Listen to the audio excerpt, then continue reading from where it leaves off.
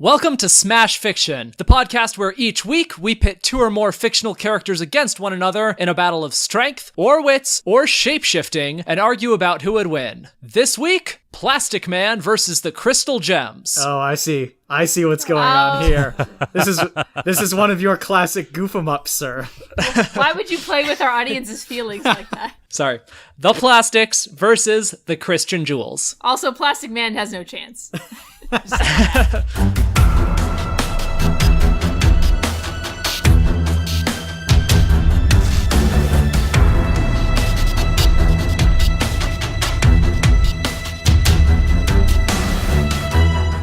There are a lot of rumors about why it was exactly that North Shore High School closed. Some say that it was a side effect of school districts being redrawn. Some say that when the school was built in order to save money, the ceiling tiles were made of hardened asbestos, and the carpets were made of compressed black mold. But some say this was just a rumor that was started by known slacker and burnout senior James Weaver in an attempt to get out of having to take finals. Regardless of why it happened, it did indeed happen, and all the former North Shore students were forced to relocate to the nearby, newly built, and surprisingly uncrowded and expansive campus of Sebastian Valmont Memorial High School. There are also a lot of rumors about why it was exactly that American Eagle Christian School closed. Some say that several of the school's wealthiest donors pulled their funding after an argument broke out at a school board meeting over whether or not the Superman action figure that Pastor Skip kept in his office constituted a false idol. Some say that the school suffered severe fire damage after known theistic Satanist students Raphael Medina and Marissa Bond attempted a ritual to summon the goat-headed Lord of Darkness Baphomet in the basement after hours. Regardless of why it happened, this too did indeed happen. And since there weren't any other Christian schools in town, the students from American Eagle were similarly forced to relocate and join the students of North Shore High School on the still large and expansive, although now slightly more crowded campus of the aforementioned newly built Sebastian Valmont Memorial High School. Our story begins at this new school on the first day of school at lunchtime. Three girls were walking towards the cafeteria entrance when the one on the left, Veronica, nervously glancing back and forth, finally broke and said, "I don't like this, Hillary Faye. I've waved at 4 North Shore kids so far, and only one of them waved back, and it wasn't even a very enthusiastic wave. It seems like it might have been sarcastic." "Yeah, I agree," said Tia. "I saw one of them had a bracelet with spikes on it. There were little ones, but still, that's a weapon." Hillary Faye continued to confidently stride a step ahead of the others, her chin slightly raised and her smile unbroken. "Don't worry, girls. Twice as many students in our school this year means that we can save twice as many souls, and we have twice as many chances to make new friends." Veronica nodded. "Even though I walk through the valley of the shadow of death, I will fear no evil." Hillary Faye chuckled. "Don't be so dramatic, Veronica. Sure, some of these kids are from a public school, but deep down, they're just people like us. No one in this lunchroom is evil." "Hey, you're Hillary Faye, right?" said Regina George. Hillary Faye turned to see a trio of angelically beautiful senior girls sitting on one side of a nearby lunch table. The one that had spoken was the one sitting in the center. Regina had sparkling eyes, a flawless smile, round cheeks punctuated by dimples, and cascading curtains of hair the color of sunshine. "Come on over," she said. "They say you were quite the little queen bee at American Eagle before it closed down." Thank you," said Hillary Faye. "That's so nice of them to say that, whomever they were, but I always just tried to help make my school a better place." "And how'd you do?" said Regina. "What do you mean?" said Hillary Faye. "Did you do a good job of making the school a better place?" "I'd like to think so." "Well, it closed down, so obviously you didn't do that good of a job," said Regina, her smile still unbroken. "Why don't you have a seat?" Hillary Faye took a seat across from the smiling girl, still trying to parse through the meaning of her last comment. Tia took a seat across from the doe-eyed blonde sitting on Regina's right, and Veronica took a seat from the perfectly composed brunette sitting on Regina's left. "Oh my god," said Regina, "I love that gold cross necklace of yours. Where'd you get it?" Hillary Faye, repressing an urge to reprimand this stranger for using the Lord's name in vain, managed to say, "Thank you, it was my grandmother's." "Vintage, so adorable." A look of recognition suddenly flashed across Veronica's face as she scanned the brunette sitting across from her. "Oh golly," she said, "you're Gretchen Wieners. I've heard of you. You're the girl whose dad invented toaster strudel." "I'm Veronica." Gretchen smiled at her. "I love all your little pins." "Thank you so much," said Veronica. "They're custom made. They say Christian Jewels. We're a musical group and we also do community outreach work." A similar moment of recognition also sparked behind Tia's eyes. "And you're Karen Smith," she said. "I've heard of you too. You're the girl who can put her entire fist in her mouth." "I can teach you you how if you want, said Karen. It's all about proper jaw stretching. After a moment of silence, Hilary Faye realized that the smiling girl in the middle was looking at her expectantly. Hilary Faye said to the group, Gretchen and Karen. I'm Hilary, and these are my friends Veronica and Tia. She then turned to the smiling girl. What's your name? Gretchen and Karen giggled. Apparently this was a ridiculous question. The smiling girl's smile widened ever so slightly. I'm Regina George, she said. Cool, said Hilary Faye. So tell me about yourself. Regina's already widened smile widened just a bit more. I'm Regina George, she said. Hilary laughed nervously. Well, that's as good a place to start as any, Regina. I'm so glad that our schools ended up merging like this. I'm sure that we're all going to be the best of friends. Oh, dramatic irony. You may have guessed it by now, but in fact, these two groups of high schoolers did not end up being the best of friends. But it's not for the reason you think. It's not because Regina and Hilary are so different from one another. It's because deep down, they're the same. They are both apex predators of the high school jungle, and despite the fact that the newly built Sebastian Valmont Memorial High School is in fact expansive, it is not nearly big enough for the plastics and the Christian jewels to coexist peacefully. After a few weeks, Hilary Faye notices that some of the former American Eagle students start wearing pink clothing and talking about reality TV shows and skipping church on Sundays. A few weeks later, Regina George notices that some of the former North Shore students have stopped using curse words and started wearing crosses, and stopped worshiping her and started worshiping someone else. Their conflicts start off passive-aggressive enough, a statement which seems to be a compliment on the surface but hides a barbed criticism within. A little rumor started behind someone's back, but as the year goes on, this passive-aggressiveness turns a bit more active. It's all very nebulous and ill-defined. Neither clique is quite certain whether or not they are winning or losing the fight for social supremacy until they spot a beacon on the horizon. A way to settle this popularity contest scientifically once and for all, and that is senior prom. Clearly, Regina and Hilary Faye are the two most popular kids in school, but who is number one? Who is going to be crowned prom queen at the end of the year? For when you play the game of tiny plastic crowns, you win or you cry. The winner of this scenario is whichever clique gets a member of their number crowned as prom queen through whatever means necessary. There is a plastic crown full of jewels on the line, but who will claim it? The plastics or the jewels? I have no idea. That is why I, Colin Mulcairn, will be your judge this week. Representing the Christian jewels are Kit Mulcairn. Well, if it isn't the heathens. And Megan Bob. WWJD, kick your hiney. It's so adorable. Representing the plastics are Dan Mulcairn. I can't advocate tonight. I'm sick. And our special guest from Color Circuit Live, Scott Brown. Trying to make fetch happen since 1981. How's that going? 2017 is going to be my year. To determine which team is going first this week, I have a trivia question. Of course you do. Gosh, Oh, yeah. no. They're the best. Gosh darn you, Colin. It's about another movie about the perils of growing up as a young woman in high school, but I worry that when it comes to knowing anything about this particular movie, the advocates in this match might be clueless. Clueless is in fact a retelling of a classic work of literature with the setting changed to Emma. a modern high school. Advocates, what is that work of Yeah, literature? Megan Bob called it. Yeah, Emma. she got it. Emma, got it? All right, Yeah. cool. God, Good job, they Megan didn't Bob. give me that degree for free. Team Christian Jules, you win the honor of going first. Team Christian Jules, did I ever tell you about that time I shoplifted a frozen turkey out of a Piggly Wiggly's wearing only a tube top and Daisy Dukes? Hot damn, Colin. If this was a being a dick contest, the plastics would win.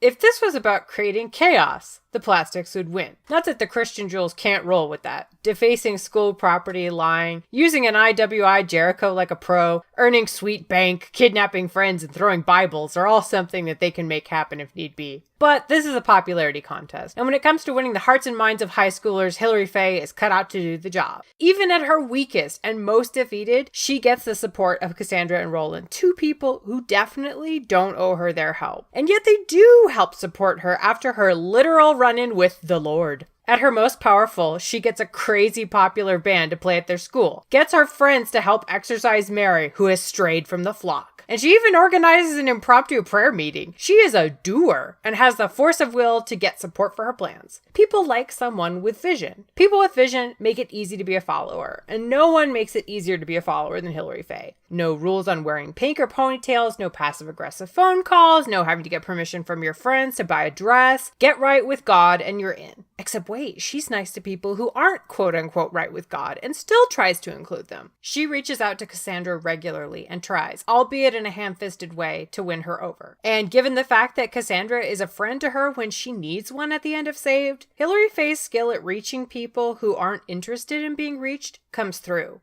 That kind of loyalty is not something Regina can count on. The moment there's a gap in the hierarchy, Katie becomes the new Regina. Her two besties, Gretchen and Karen, are ready to abandon her like a used tampon. Veronica and Tia hang in there as Hilary's friends right up until Hilary lies to God and everyone. Veronica could have been swayed by her immoral spring break, but no, she's tight with Hilary. Tia's working like 5 different jobs, and she's still got room in her life to be a committed Christian jewel that cheers on Hilary Faye. By contrast, Gretchen's ready to give up plastichood when she doesn't get a gosh darned candy cane. Karen's got one foot out the door because the plastics won't allow her to biblically know her cousin.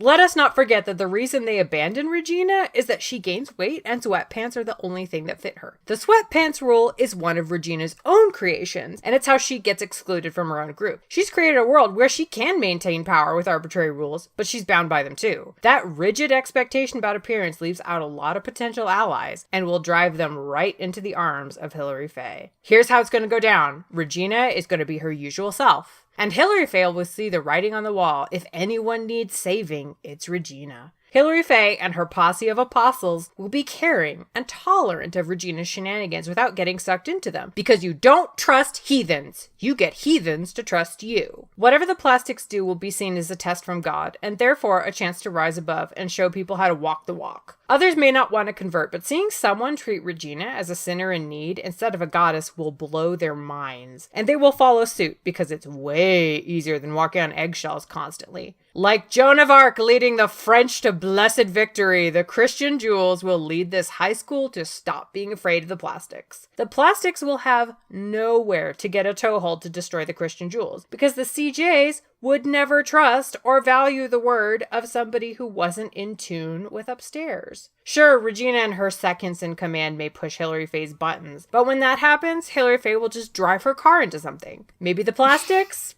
Hard to say. The burn book is simply no match for the good book. Amen. The Christian jewels will feel its burn, but TBH, Hellfire is way worse, so who even cares about that stupid burn book? The other students are going to vote Hilary Faye prom queen just as a slap in the face to Regina, something that the kids already do in Mean Girls when Katie ends up prom queen because she put Regina in her place. The Christian jewels are more driven, focused, loyal, and committed to doing whatever it takes to save souls, no matter how insane. Get thee behind me, plastics! These two cliques have multiple things in common, but most importantly is the existence of their alpha females. So let's focus on these matriarchs of mayhem, Hilary and Regina. In this popularity race to be crowned prom queen, each girl will have their willpower and charisma thoroughly tested by the other. At first glance, Regina might in fact seem like the shoo-in. She is, without a doubt, ruthless. But Jesus wasn't ruthless, and I'd say his popularity's pretty okay. Regina gains popularity not through being genuinely likable, but by presenting herself as the bossest bitch in the whole school. Her assertive nature gets her far, but she's never had to compete with a similarly popular girl with an almost completely opposite approach to popularity. Keeping in mind that this new school is half the Jewel's old Christian school, and that Christianity is the majority religion in most places in the US. Actually, no, it's the majority religion in all the places in the US, I checked. The Jewels have a big influential edge. Half of this new school will already be incredibly devout, while a sizable majority of the other half will soon see the light, specifically when freed from their place in Regina's dark shadow. And it's not like people don't know that Regina is Satan-like. In the scene after the big fight amongst the junior class girls, Miss Norbury has all the girls reveal that each one of them has felt personally slighted by Regina at some point or another. And of course, Regina had a following at her old school. Yeah, whatever. Most of the students can't handle her level of psychological abuse. Often when victims feel like they can't escape their situation, they choose to gain favor with their tormentor in an attempt to abate the abuse. However, in each movie, both girls are overthrown in popularity by kinder, wiser girls. In this scenario, there will be no Katie or Mary. So face it, Regina, the kinder, wiser girl in this situation is Hillary. And yes, Hillary can be overbearing in her desire to have everyone live their lives in the way she was taught they should, but it's not like she'll be a manipulative, backstabbing wretch to literally every girl in school. Regina's motivation is her need to feel superior, and she does this by tearing others down. Hillary's motivation is being the best Protestant Christian she can be. Combine this downright saintliness, compared to Regina, with the undeniable desire to see Regina taken down several pegs, and the majority of the student body will surely rally behind Hillary. Even Regina's subjects turned on her when the crafty Katie used their secret hatred of Regina against her. Just be a little nice to Gretchen and listen to her gossip, because Lord knows that girl is thirsty for attention, and the Jewels will get all the dirty little secrets they need to make the school think twice about nominating Regina for prom queen. As for Karen, well, the Lord giveth and the Lord taketh away, I suppose. But she is still one of God's children and should be brought into the fold. It's not like Regina's minions aren't already used to following a bunch of rules. The difference in popularity is clear, Your Honor. Regina got her revenge against Katie something fierce, and yet still couldn't beat her. Most of the votes Regina received were due to her very briefly being the hood ornament of a school bus. Hillary, on the other hand, would have gotten away with it if it weren't for those meddling kids. Two different forms of evidence had to be used against her to cause her fall from high school grace at the very end of the movie. But that's all my time, and thank you for your time, Honor. If you'll allow it, I think we should now have a prayer circle to save the souls of Team Plastics. Team Christian Jules, the muffin shop is closed. Team Plastics, I wish we could all get along like we used to in middle school. I wish I could bake a cake filled with rainbows and smiles and everyone would eat it and be happy, but we can't. It's time for opening arguments. Are you supposed to be on this podcast? Do you even go to this school? Evangelical, squeaky clean, Bible-thumping choir girls may be able to rise to the top of the social ladder in American Eagle Christian High School. But this is public school, ladies. In public school, you have to be gorgeous, fashionable, sweet, smart, manipulative, ruthless, and borderline sociopathic if you have any serious chance of claiming that plastic prom queen crown at the end of the year. Did I say plastic prom queen crown? Appropriate enough, because the Plastics are the only group in this school with any hope of rising to social supremacy, and no one, certainly not the Christian Jewels, will stand in their way. Consider the environments in which these two cliques developed. American Eagle is open and inviting. Even the one Jewish student is welcomed openly. On the other hand, Katie isn't even through the front door of North Shore High on her first day of school when she gets shoulder-checked by another girl and sees some students burning a book in the front lawn. The first time she asks for help from another student, the student responds, quote, "Talk to me again and I'll kick your ass." Katie may have just moved from Africa at the beginning of Mean Girls, but this is a true jungle, and this unforgiving wilderness created the force of nature that is the Plastics. Part of the Plastics' strength comes from their versatility. All of them are gorgeous, well put together, and not only well dressed, but also extremely well coordinated, using a labyrinthine system of rules dictating what can and cannot be worn on certain days, ensuring that their personal fashion potential is always maximized. All three regularly inspect themselves for the most minor of physical flaws, ensuring their own physical perfection while simultaneously honing their own ability to notice flaws in others, a key component to rising to greatness in high school. But each of the Plastics have their own considerable individual strengths too. Gretchen is not only a master gossip and master manipulator, but she's also super rich, living off that sweet, sweet toaster strudel money. And we see that students and teachers alike are susceptible to that sort of monetary influence. Karen's strengths are less immediately apparent, but no less important. She's the approachable one, the one whose comparative lower intelligence gives the hoi polloi hope that someday they too could be one of the Plastics. She's the humanizing element of a group that often strays toward the hashtag godlike. Also, her boobs can tell when it's raining? Not sure exactly when and how that'll come in handy, but it certainly can't hurt. But of course, the queen bee of the Plastics is one Regina mother effing George. Man. Regina George is what would happen if Cersei Lannister, Emma Frost, and Lucille Bluth were rolled together into a completely wholesome and innocent-looking teenage girl. We see in a montage that all of the students in North Shore High believe some frankly incredible things about her, including that she's flawless, that her hair is insured for $10,000, and that John Stamos once complimented her on her beauty. One student even boasts about the time when Regina punched her in the face. Quote, It was awesome. When we see Regina's ability to quickly and masterfully exercise her social engineering skills, the student body's beliefs about her become a little easier to swallow. When she sees Gretchen's ex Jason going out with Taylor at the mall, she immediately calls information to get Taylor's mom's number, ensuring that her number won't show up on caller ID, and pretends to be from Planned Parenthood. Needless to say, this completely shuts down Taylor's social life and ruins her reputation, and all it took was a single surgical phone call. Regina traps Katie into talking trash about Gretchen without telling Katie that Gretchen herself was on a three-way call with them, completely manufacturing a feud between two of her underlings. Later on, Katie and her friends try multiple times to destroy Regina's popularity, but all they end up doing is proving just how popular she is. At one point, Janice cuts holes in Regina's tank top directly above her nipples, and later that week, every girl in the school has cut the nipples out of their shirts. According to Katie, even though she hates Regina, she still wants Regina to like her. I guarantee you that any other student you talk to in the halls of North Shore will echo similar statements. That's why the plastics are winning this one. The Jewels have grown complacent as the biggest fish in their minuscule pond. We don't see them succeeding against social adversity the way the plastics do time and again. The slightest of irritations will see Hillary throwing Bibles or decapitating giant cardboard Jesuses. And when it comes to sowing discord while smiling in your face the whole time, the plastics are unparalleled. Forget prom. It'll take an actual biblical miracle for the Jewels to make it to their second week in the same school as Regina, Gretchen, and Karen.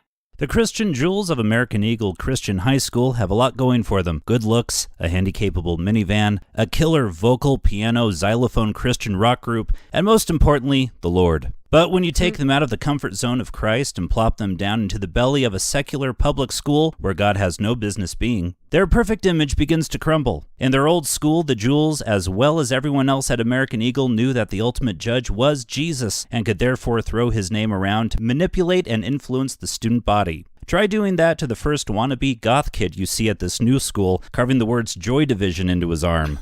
I'm sure he'll be more than willing to listen to a story about a hipster carpenter catering a wedding. The plastics of Northridge have little to be afraid of because they are their own religion. They have rules on how to dress, who to date, and even have certain days of the week delegated to specific colors. If you slip up on these rules, you get kicked out of the sacred lunch circle, having to crawl your way back to their good graces. And in that way, they're a lot like Scientology. And El Regina Hubbard is their fearless leader. And if the FBI could ever pinpoint her exact location, I'm sure she'd have a lot to answer for. All the Jewels are to the plastics are another clique to reign over. The plastics already have over 11 separate groups in their control, including 2 types of Asians, girls who don't eat anything, which is my favorite because they all huddle around a single Diet Coke for sustenance, and the sex-crazed band geeks. They'll have no problem adding goody-two-shoes Christians to their list. Team Plastics, stop trying to make opening arguments happen. It's time for rebuttals. Team Christian Jewels.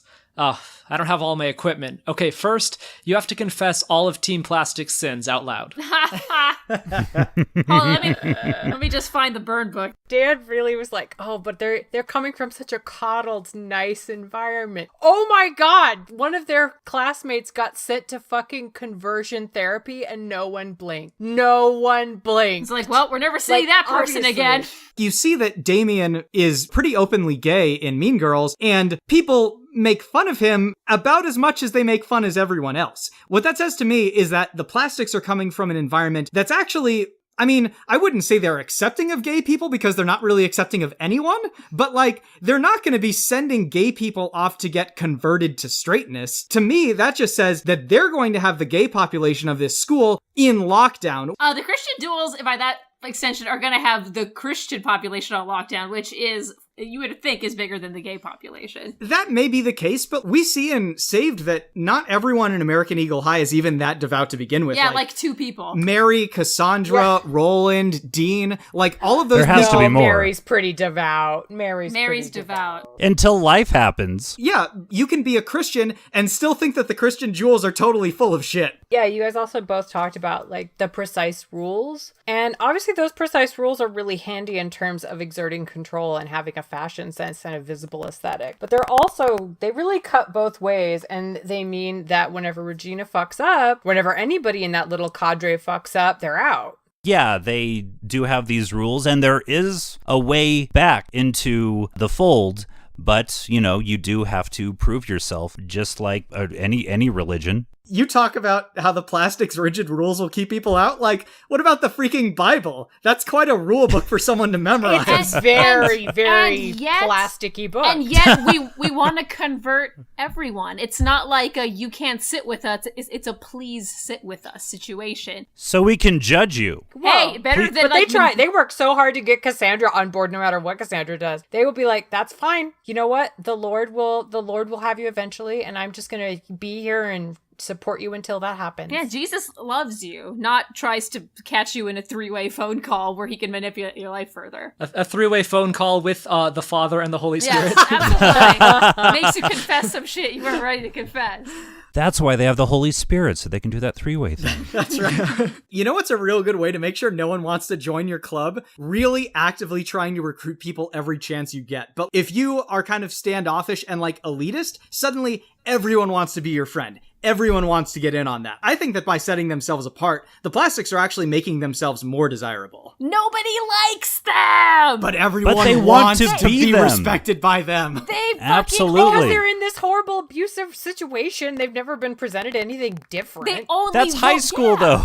Yeah, they were all about Katie. Like, as soon as, like, they were like, oh, here's a way better alternative to fucking Regina. Oh, I guess I'll just vote for Regina because she almost died. Like, so how about you almost die, and then maybe you stand a chance against us. Whenever Regina loses it, her thing is to cause massive chaos. And it creates this strife that destroys everybody in the whole school and does nothing to bring anybody to her side. Like, the only thing that saves that is her getting hit by that bus. But whenever Hillary loses it, Hillary just, like, engages in some vandalism. So I think Hillary losing it is going to be far less detrimental. When Hillary loses it, she throws a Bible at someone and I am filled with Christ's love. Exactly. And she threatens to lock her paraplegic brother in the van after he spills ketchup on her. To save him. Like, this is, you know. I mean, as we said last week, I think we're all Disney villains here.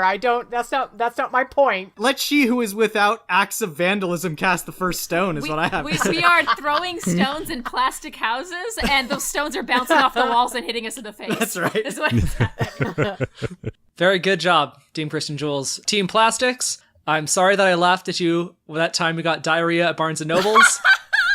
And I'm sorry that I brought it up now, but it's time for rebuttals. The allegiance that in the Christian Jules, we have Veronica and we have Tia, and you say that they're both in lockstep with Hilary Faye and whatever she does, but Tia is really a wild card. Like, the whole time, as soon as she gets into the Christian Jules, she's immediately trying to overthrow it and defect from it and, you know, sarcastically undermine Hilary Faye, and it just doesn't seem that the fear of God, if you will, is in her as far as Hilary Faye goes. In a way, Tia will probably hope to be Hilary Faye one time, not be her underling. So it just seems like a matter of time. And, you know, at the end of the movie, she's the one that ultimately throws Hilary Faye under the bus as if, you know, this is my Too chance. soon.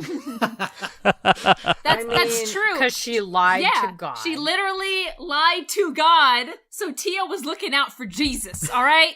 In his own face. Yes. In his own house. I feel like, if anything, Tia will totally help Hillary to the top, and after Hillary gets prom, maybe she'll oust Hillary at prom, whatever, and then Tia will get the crown. But whatever, Regina's still going down. That's what's fucking important here. I'm showing up to this excuse me. prom, yeah. I'm sorry, Lord, I didn't mean to curse. Also, like, of course Tia seems like that, because she's working those 5 jobs. She's really sleep deprived. That does things to you, man. Yeah, It sure- God does. Yeah, It sure does. It makes you a lot less She's effective trying. for one. Oh, and like, How dare you? At least she has a She's brain, effective at unlike getting that Karen. bank. She's not living off toaster strudel money like some people. At some point, I think we should do a match between her and that girl from Scott Pilgrim to see who can better work like all of the jobs. Absolutely. Maybe also throw in the red-haired guy from Simpsons. Yeah. Oh, with the pimple pimple-faced face. Oh, God. teenager. Look at the incredible influence that the plastics have over Katie. Katie starts as a sweet transfer student from Africa who's never been to a public school before, and before the year is up, she's become a complete shark in the social pool of North Shore. She is ruthless and devastating, and that's the sort of influence that the plastics can have over people. If they let them into their group, and they don't, they only let Katie in, and Katie only stayed in because her friend convinced her to, which was a bad idea. That actually brings up another point, which is, you guys were talking about how the plastics can be manipulated. You can influence the group via Gretchen or via Karen. The only reason that Katie was able to gather info on the plastics in the first place was by infiltrating them. The Jewels would not do that. They would not stoop to that level of secularism, because that would mean they would have to wear something other than a white polo shirt. I disagree with how fucking easily Gretchen loves to spill the beans. Karen, you just talk to her long enough and something stupid but useful will come out. Yeah, the thing about Karen is, though, Regina has the knowledge that Karen acquires on lock. You know that she only tells Karen things that she is okay with potentially being blabbed to later on in the school. I don't know that. You guys brought up in your opening arguments that Hillary's skill at reaching people is what led to Cassandra ultimately making up with Hillary later in the movie. You say potato, I say Hillary is so deeply pathetic that she drives into a giant cardboard Jesus and her deepest enemy finds her so pitiable that she goes over and pats you on the head at the end of the movie. There's reaching people and there's being so tearfully pathetic that you break down in a parking lot. There's being likable and there's being literally every girl in the school hates you because you are a monster to them and you deserve their hate. I'm sorry, God. Oh, I'm sorry. Only God can judge. I'm sorry. Yeah, that scene does really do a good endorsement for the Jews in that movie. Yeah, right? The Jew went to the Christian and be like, hey, it's okay, man. Just, you're good. We're all friends. It is spring. Prom is just a month or so away. There have been schemes and pranks hatched and foiled.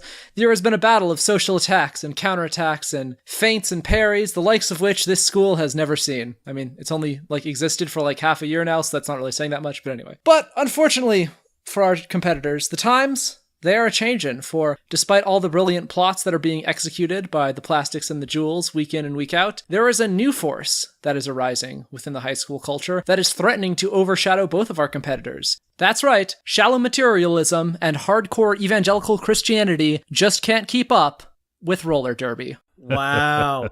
By which I assume you mean the lightning round. Also, it's the lightning round. How is everyone's boobs feeling? I mean... Moist. There's about a 30% chance that we're in the lightning round right now.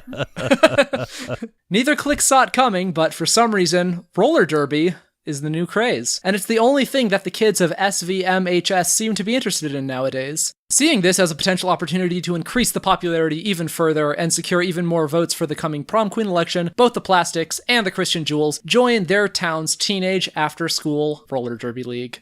Advocates, what is the name of your roller derby team? What are your clique's members' new roller derby names? What is the specialty of each member of your team? How are you going to defeat the other clique when you eventually face off on the track? And perhaps more importantly, how are you going to handle your eventual matchup with the rival students of Blizzard High School? Led by, of course, Scary Kerrigan, Jaina Punchmore, and Widowmaker, who did not have to change her name at all. Team Christian Jewels went first in the regular round, so Team Plastics is going first in the lightning round. Team Plastics, take it away. I feel like at least one of the names that they're going to be pitching is the Beehive, going with their, Queen Bee and the Bees theme. In terms of their individual roller derby identities, I'm thinking that Regina becomes Queen Eliza Bloodbath. Oh, very nice. Nice. Very nice. Gretchen becomes Strudelpoodle. Oh my god. That's so cute. And Karen becomes A Man Death Saybleed. Wow. What? As opposed to Amanda Seyfried. Yeah, I got that one. Scott, did you have any alternatives? Because okay. Mine are kind of garbage. For Regina, I remember that Rachel McAdams was in The Notebook, so her name would be The Choke Book.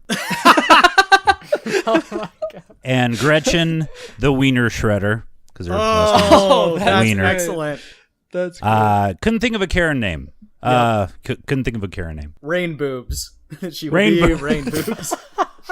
I feel like when it comes to roller derby, there's a big emphasis that's placed on kind of the physicality. And we see at the end of Mean Girls that Regina takes to extremely aggressive physical sports very easily. You know, we see how she owns that lacrosse field and knocks someone over when she throws the ball at them. But one aspect of roller derby that is not frequently emphasized, that I feel like is waiting to be exploited, is the psychological angle. The Beehive is going to start by sowing discord in the other team first. And when it actually comes time for the game, they're going to be leaving choice pages from the burn book scattered throughout the rink. So the other team is going to be skating by trying to play. They're going to see their own face looking up at them from the floor, and this is going to distract them so much, and it's going to cause so much infighting that the other team is going to start brawling with each other, and the Beehive is just going to very casually skate their way to victory, the way that Regina just sort of casually watches as chaos erupts in the halls of North Shore High. And the way that roller derbies, the actual matches are, there's a lot of just like huddling around as they go around the rink or whatever it's called, the match floor. I don't know what it's called, but there's a lot of close knit team on team action as you go around, and a lot of chances for the plastics to make comments on the other team's apparel, like, "Oh, did you get those socks at Sears? Oh wow, those are real nice socks. Oh no, I want to get socks like those. Yeah, those are fantastic. You know, but my dad has a job, and you know we don't have to go to Sears. Are those your mom's elbow pads? Exactly. A lot of just like team on team, just infighting. These girls were born to do. Team Christian Jules. What do you have to say to that? Okay, so the team name I picked, I don't know if Bob has a different one, is Levitic Crush. Ugh. And then for Hillary, I came up with Thou Shalt Not Killery. Oh, nice. But there was a little bit of like, we weren't 100% sure with Veronica and Tia, but I think on Tia, I just decided Scorn Again Christian. Nice. Yeah. I've changed Veronica's. I'm going to say Jesus Envy. I'll take I know, it's a slow joke. That's excellent. Let's get there. As for the specialty of each member, I don't know. I feel like Hillary's a little too conceited to not want to be the jammer, because that seems like the important role, right? That seems like the glory role. It's like that's the one that you get a star on your helmet if you're the jammer. Yeah, so that's like the person. That's like the person who catches the snitch, even though they don't fucking do anything. You're gonna get all the credit anyway. But yeah, so I feel like she would want to do that. At first, I was like, is Tia too meek for the blocker? But like, no. Ultimately, she steps up. She got this. So I think Veronica and Tia are gonna have to be blocker. What say you, Bob? Well, I realize it's not really. It's sort of a contact sport, but also not really a contact sport, but also definitely a contact sport. So yeah, like, they could do ones like the Crucifix fuck you up, where they just sort of like clothesline you with their arms out. Or Revelations, really whenever Hillary and Tia grab Veronica and just throw her into the middle of a bunch of girls like a small bomb. How are we going to defeat the other team? I don't deny that Regina is clearly very into getting physical. I think she's going to be throwing Tia and Veronica in the way. just sacrifice yourselves for the greater good. I'll come back for you. Also, the power of prayer. It's worked in the past for them, so probably. So you're scientifically proven. Your plan is divine intervention. That's your strategy. It may be. Well, I don't know. Hillary can justify a lot of things and go like, "Oh, it was God's plan for me to do this terrible thing." So there might be some subterfuge, some messing with Regina's rollerblades. How do we defeat Blizzard High? Oh my god. Because they would destroy both teams. What are you talking about? The power of God's word would warm their hearts, and then they would become missionaries and go away. Why is that so reasonable? You're going to convince Jaina Proudmoore to give up her demonic magic that she witchcraft. practices and her witchcraft. No, absolutely This is what the Jack not. Chick tracks prepared them for. No, why would it? No, because, God loves you the way you are. So God loves you for your demonic magic, too. You just have to repent. No, don't even. No, wait. I don't understand Bob, how Christianity works. yeah, I was going to say, I don't think you understand how this evangelical Christianity thing works. I do not. I understand very little about faith. Oh, they'll just defeat them by throwing Bibles at them. They will also be filled with Christ's love once we're done with them. Let's just go around to every hotel in the neighborhood, round them all up.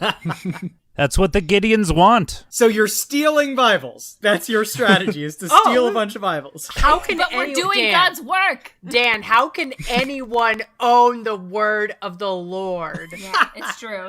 People really shouldn't be making money off of that. That should just be a free thing. Yeah, exactly. So communism is your strategy in this. I am bad at religion, pretty bad. Jesus was all about helping the proletariat, man. Sure. Yeah, I know. They'll be throwing the little red book at them. Stand in bread lines. And the Lord did say, return to the workers the means of production. Can I leave? Yeah, can I leave now? Sorry, Colin, we love you. Thank Okay, you. I was just waiting to say I'm gonna leave, keep talking, but you guys were just talking too much. Yeah, why don't you go So ahead? stop talking. Now I'm gonna leave. Now talk. Okay, Bye. bye, Colin. We can officially talk now. He should have just wandered away until we wondered if he was even still there. Yeah. That thing whenever you're a little kid and you're talking and you're your parent walks away and you're like, I was talking that still to happens to me no now, one. so, you Oh know. yeah. No, it's pretty awful. So thoughts about Saved. I actually, first time watching it, I was enjoying the beginning pretty well. I thought they had some pretty funny dialogue and moments. Although Cassandra's actor is not good. Not good. Sorry. She's Susan Sarandon's daughter. I know that's how she got the job, most likely. Oh, okay. Yeah. I didn't know that. Really? Yeah. I liked her. What was wrong? I liked the character. She just did not deliver her lines believably. But and then the movie got a little too cliche and boring, but it really started out funny. Yeah, it got pretty by the books towards the end of it. But yeah, I agree. It definitely put its best foot forward, and the overall premise was kind of shocking in terms of what they were willing to do for an otherwise vanilla teen comedy movie. Yeah. Yeah, I always kind of thought it was more of a underground. Well, just I don't remember when it was in theaters at all, but I just remember seeing it sometime in college, and I kind of saw it in the same time I saw Donnie Darko, so it's like a Jenna Malone kind of unpopular movie sort of thing. Yeah, that's interesting. I wouldn't have thought of comparing Save to Donnie Darko, but I just think I saw it around the same time. Just in my brain, they're in the same pocket of my brain. That's a weird double feature, man. But I can kind of see it where there are these kind of movies that take what would otherwise be sort of cliched and conventional stories and push them just a little bit more towards the edge. I mean, I guess in the case of Donnie Darko, a lot more towards the edge. Super towards the edge, yeah. I was trying to contextualize this stuff. So Juno came out in 2007, and Napoleon Dynamite also came out in 2004, the same year as Saved and the same year as Mean Girls. Very zeitgeisty, I guess, that we were having this thing about high school. Napoleon Dynamite's an interesting comparison because I feel like Napoleon Dynamite is also doing a weird take on a teen movie, but I feel like Napoleon Dynamite just takes it in such a more absurd direction, whereas I feel like Save does fall in line about halfway Samuel Beckett writes a high school story. Right? Exactly. Is any of this important to the plot? No? Okay. Wait, why are we talking about crystals again? Napoleon Dynamite? Is this guy actually going to make a time machine at some point? I have to ask, was it weird seeing Mean Girls? I mean, when had you seen it last? Kind of recently, actually. Yeah, Kid and I watched it for the first time, just a few years ago, well after it came out. What was your guys' experience coming back to this movie after so long? Yeah, I remember, I think I did see Mean Girls in the theater and liked it. I'm a huge Tina Fey fan, and I felt like I could trust her to do teenage girls proud. Because I recently had a conversation with my sister about that 13 Reasons Why show, which is popular on Netflix now. I couldn't get through the first episode. I got really bummed out when I found out each episode was an hour. It's I'm not doing this. Just because I thought it portrayed high school in a trite, unrealistic way. And suicide is a very sensitive issue, and it didn't really do that subject justice, I thought. No. But I thought Mean Girls really did treat how actual girls treat each other. Not being a girl myself, just how I've experienced how actual people are. Now with Saved, I had 12 years of Catholic education, but it was never like that. We were never like trying to exorcise demons out of anybody. Right. Catholics don't really read the Bible. They're aware of it. We're just told how we're supposed to feel bad, and then we're like, okay, yeah, we feel really bad. I'm sure it's in the book somewhere. I'm not going to look it up. I loved how quotable it was. I loved the way that Tina Fey writes characters. I love the delivery of so many of the lines. I was so weirded out by its treatment of gay people. Because I was like, oh my God, it was only 2004. That wasn't that long ago. The way that, like, that the worst thing that could happen to Janice Ian was that people would think she was a lesbian. Yeah. I thought it was like, my mind was blown. I'd forgotten what a key part of the plot that was and how badly that had aged. That was a little weird. Like, I do feel like that's an honest reflection of of what it was like to be in middle school then. And I would be willing to bet probably what it's like to be in middle school now. High school? No, because remember in the story that she was accused of being a lesbian when she was in middle school. And I mean, I definitely, when I was growing up, that was a rough thing to accuse anyone of. Yeah, like it's a genuine, like, insulting accusation that can, like, ruin your reputation, you know? I wonder if it is that way now, though, because I really, certainly not in high school, it would never be that now. I'm sure in some places. I would hope not. It depends on depends where you are. Sure. Not anywhere that I am around. I don't know why I'm keeping my location a secret. The moon. They're very secret open. bunker. All They're the very high open and schools welcoming on the moon. Are gay. They're fucking. The moon is progressive as fuck. Yep. I know. Well, I mean, I am working on my lesbian conclave. So far, construction is.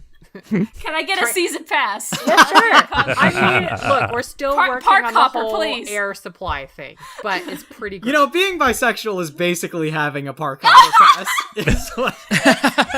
I mean, I forget that people aren't, and then I'm shocked. I know. Why do you make such bad decisions? You could have this. It's much better. Come over, join us. I'm here. Hey, Colin. Hello. Hello, Colin. How was your time away from us?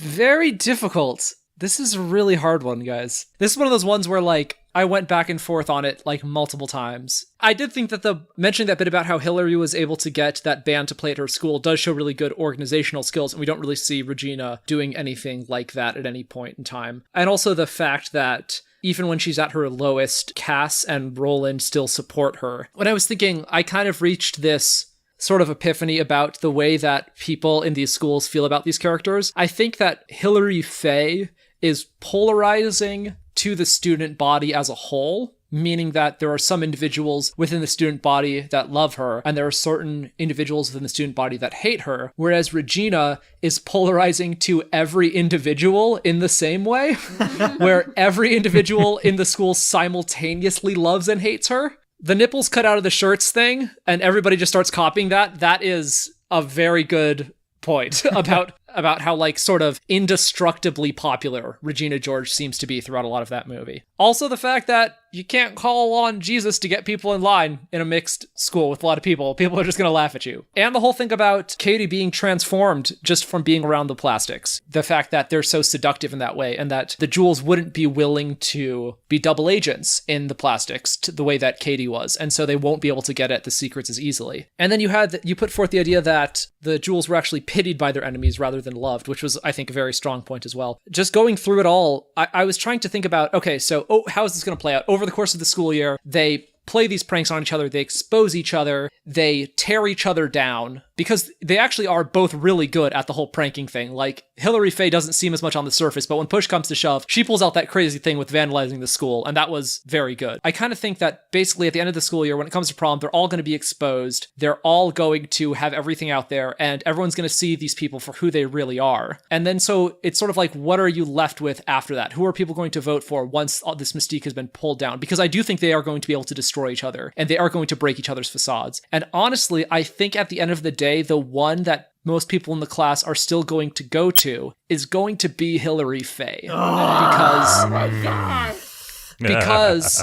Because she's a good person, she's just horrifically misguided. There is an argument to be made for the other side too, and I was very close to giving it to the other side, because I do feel like both sides are very skilled at this, and I think the plastics might be even slightly more skilled. But I really think they are going to both do a very good job of tearing each other down. But I do think that in the end, Hillary Faye means well. She's not a bad person. People will vote for her even when she's ruined. And I think that when Regina loses it all, because Hillary Faye can make her lose it all, no one's gonna vote for her anymore. Bob, you did it! Oh, we did it. I didn't think we were gonna win. I didn't either. Well done, you guys. Jesus came down and lifted you up. Well, you know what, Kit? We've been touched by an angel. Is that what that's like? I mean, it does not feel as beautiful as the TV show had led me to believe, but that's okay. Well, Scott, thank you so much for joining us. I'm sorry. Thanks for having me. This was super fun. I'm sorry that we didn't win this particular popularity contest, but you were very much I'm used to it. Yeah, you were very much a welcome presence on the show. Yes, thank you. It was fun. I'm glad I could finally be on this. I've been a fan for how long? Almost 2 years. 2 years. Yeah, it'll be 2 years in August. Oh my God! Yeah. God, were you actually listening to our garbage this whole time? for most of the time, yeah, definitely. Oh no, I thought you were new and you hadn't seen our awfulness yet. No, I had podcast envy because when you guys started, I had a podcast and it didn't have a direction. You guys had this podcast and it had a plot and it had this mechanism that you could easily, get into and understand. And I was like, that you guys had an angle. It was really well done. So yeah, I've had podcast envy with you guys for a very long time. Well, I still enjoyed your podcast, and I am sorry that it is no longer extant, but it was we it was always welcome to me. I'm doing video streaming now, which I have not really been privy to before. So that's a whole new world for me. It's all good, just making content, playing board games and video games and all that stuff, and some people really enjoy that. So and where could people find you if they wanted to see that sweet video content? That's right, that sweet video content. Yes, Color Circuit. We are on Twitch at Color Circuit Live, CLR Circuit Live on Twitter, color.circuit.live on Instagram, and we're also on YouTube. Just do a search for Color Circuit, and Facebook. That's where we post our also the stream, but also our schedule. We make a new schedule every week. We do video games, tabletop games, RPGs. We've also delved into live script reading. Our first script read was the first draft of Back to the Future, which is wildly different than what made it to the movie screen. So yeah, we've been having a lot of fun. Over at Twitter, thank you to Add a Son of a Gun, Cosplay Fiend, Mike Booch, On One Condition, Vander Turner, Shadow's Mom, Florian, Scott Brown. Interesting. That sounds familiar. Rafael Medina, and so there's someone named On One Condition. You weren't thanking that person on one condition. Okay. Rafael Medina and Neil Butler. Thank you for retweeting our various episodes or just talking about us. And then on Tumblr, thank you to Jeep Rhyme for reblogging Calvin versus Doug. Glad you enjoyed it. That was a fun one. And also thanks to James Weaver, Rafael Medina, and Marissa Bond, who were our featured patrons this week in Colin's masterful opening narration. All of our patrons, regardless of how much they donate, will get this special thanks on the show in the form of being incorporated in some ridiculous fashion. So Thanks to them and to all our patrons. You will be on the internet forever as long as we want to host these podcasts. Thank you very much for listening to this episode of Smash Fiction. Next week, we will have a very special episode of our podcast, Extraordinary League. And the week after that will be Master Splinter versus General Iroh.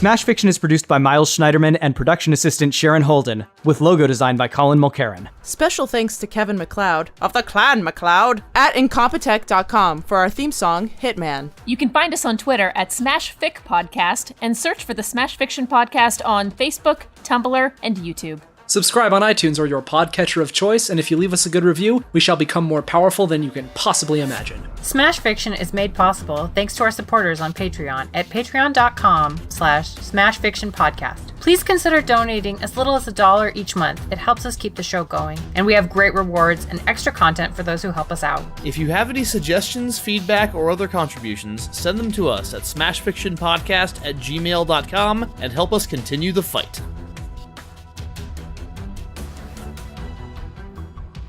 All right, I'm back. Sorry, like a good Catholic, I had to say my Hail Marys as an apology for saying fuck on the show. Dad! I can do it again! God damn it, I'll be right back. Sorry, be right back. JK. All right. Yeah, did all of us avoid saying curse words? I think even I did not say any curse words. I might have I said boss bitch. Because that's a compliment. That's in the Bible. In no Bible. Ezekiel 25:17. It's in there somewhere, yeah. And lo, Thou shalt not she did step to that boss bitch. the word of the Lord. from the cool Bible. Extreme That's like that Bible? Yep. That Thomas yeah, Jefferson it's one just he the- made. That's right. That's The Bible on a skateboard. Gotta appeal to the kids. And lo, the Lord did do some sick stunts. And it was As, good. as Jesus was playing with pogs. Oh man. Because pogs are always cool. I like that this Bible was clearly written in 1991. The Holy Ghost just has so many slap bracelets. Oh my gosh, am I the only one that like always imagines the Holy Spirit as a white dove? Like regardless of how it's spoken What? about? Like so No. you just I mean, mentioned I don't. slap bracelets and I just saw a dove looking like super dope. It's like, I always think of like a Christmas Carol sort of ghost with like chains and, just a Holy Ghost. Really? Yeah. Oh my gosh. I mean, I just And I was a picture that Catholic thing for- that Eddie Izzard talks about. It's like James Mason, but like covered in flour. Yeah. Holy Ghost, oh, Holy Ghost. That's all that's all I think of. But I mean, I was not a frequent churchgoer, nor was I raised Catholic, so. There Yeah. you go. So, I like how we visualize the Holy Spirit like says about all of us. yeah. What do you think it says about you, Kit? That you just think about animals all the time? Birds! I was Yep. like, yes, it's a bird forever. What if it was like a prehistoric bird and it was like giant? I'm Yes. back, by the way. Oh, yes. Hello, Colin. I've been here the whole time. I was carrying you. There was one set of footprints. There's only my one recording, claws. but When there was only one right. set of bits being made, that was me carrying you through the dead air.